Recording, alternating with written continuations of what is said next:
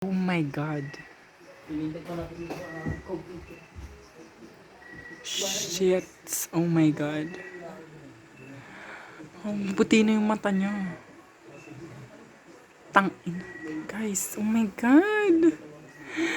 Hindi ko muna siya alisin. Baka nakikipag-usap pa siya kay Majen. Lalapit tayo, guys.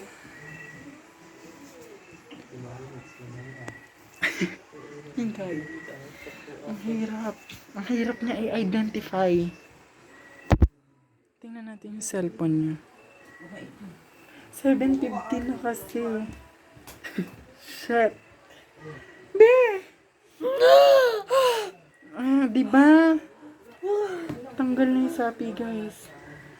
7:51 na kasi eh.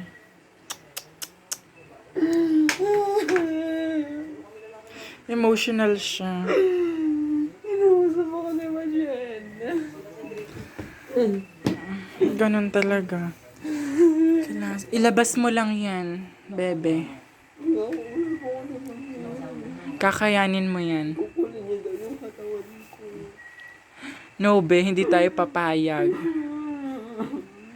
Katulong mo kami rito. Tandaan mo yan lagi.